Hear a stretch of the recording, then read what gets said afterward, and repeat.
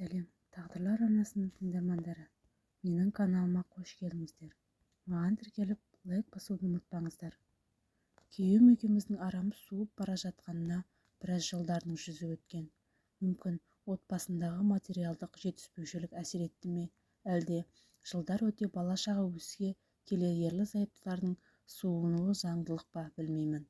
Әйтеуір шүйіркелесіп отырып бір дастархан басынан аш ішуіміз мұңға айналды. Тамақ ішіп отырғанда артық әңгіме айтпауға тырысамыз. Тіпті теледидарды да бірге қарамаймыз. Себебі біреуміз сөйлеп келе жатсақ, екіншіміз міндетті түрде оған қарсы шығып, пікірлеріміз қабыспай, ақыры жанжалға ұласып кететін. Бірақ екеуміз де бір-бірімізді тастап кетіп қалмай, бір шаңырақтың астында тұрып жатырмыз. Мүмкін есейіп қалған балаларымыздан ұяламыз беген. Әйтеуір, қанша арамыз суыса да ажырасып кетпедік. Әркім өзімен өзі бір үйде тіршілік кешіп жаттық. Оның қызығушылығы өзінде, менікі өзімде. Бір-бірімізбен шаруамыз жоқ. Кейде отырып ойланатынмын. Жастау күнімде анамыз көрші әйелдермен сөйлесіп отырып, бір-біріне ойпырмай, еркек деген қартайған сайын қатын жанды бола ма, көздерінен таса кетсе келмейді ғой, деп отырушы еді. Біздікі керісінше болды ғой деп, шынында бір жерге баратынымды айтсам, құлақсыз бара бер, дейді. Бірге барайық, бірге жүрейік деу жоқ. Сонымен не керек, бір күні күйеуім сырттағы суды ішке кіргізетін болып, септик қазды. Күндіз балалар үйде бола бермейді. Екеуміз ғана қаламыз. Жер қазу да оңай емес қой. Шай суып апарып беріп жанында жүрмін.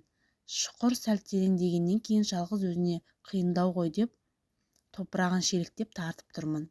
Күйеуім шұңғырдан топырақ тарту оңай емес, сен ауырып қаласың деп көмектесуге бірер танысын шақырған. Бірақ олар қолдары тимейтінін айтып келе қоймады. Бастаған істі аяқсыз қалдырамыз ба, екеулеп қаза бердік. Шұңғыр тереңдемей тұрып топырақ толы шелекті тартып алу онша қиын болмады. Тереңдегесін қиынсына бастадым. Осыны сезген күйеуім, сен ауырып қаларсың, немен топырақты қазып, бір шетінде үйіп қояйын. Сен төмен түсіп, маған шелекпен салып беріп тұр, өзім тартып шығарамын деді. Мен келістім. Шынын айтқанда күйеуімнің мұндай қамқорлығын сезбегеніме біраз уақыт болған. Санып қалған екенмін. Ұнай бастады.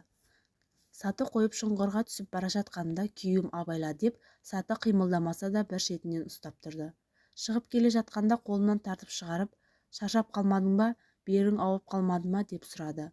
Үйге келгенде балаларға, шешелерің шаршады, тезірек көрпеше салып беріңдер, жатып демалып алсын. Шай әкеліңдер деп жанашырлық танытқанда әжептәуір болып қалады екенсің. Шынын айтайын, қара жұмыстан шаршасам да, дәл осы кезде күйеуімнің осы мейірімінен айырылып қалмау үшін жұмысымыз біраз күнге созылуын тіледім. Алайда екеуміз бірден жабылғаннан кейін не оңсыз жұмысымыз 3-4 күнде бітіп қалды. Бірақ содан кейін қарым-қатынасымыз жөнделіп, бұрынғыдай бір-бірімізге аларып-құларып отырмайтын болдық. Осыдан кейін мен ерлі-зайыптылардың бұзылған қарым-қатынасын реттеуге кейде қиыншылық пен бейнеттің де қосар үлесі бар-ау деген ойға қалдым. Себебі анамнан да, енемнен де олардың заманында ауыр бейнет, қиыншылық, жетіспеушілік көп болса да, ажырасу болмағанын естігем. Ол кісілер бүгіннің жастары шыбық тимей шыңқ етерлер, бар дүниесі түгел, ішіне алдында, ішпегені артында, тамағы тоқ, киімі көк болғасын, ерігіп бір-бірімен ұрыспағанда не істейді деп отырушы еді. Сол сөздердің жаны бар ма, қайдам, әйтеуір не болса да септік қазып қиналамыз деп күйеуім екеуміздің татуласып кеткеніміз дұрыс болды. Әйтпесе, келін түсіп, қыз ұзатар кезімізде бір-бірімізге алакөз болып отырар едік.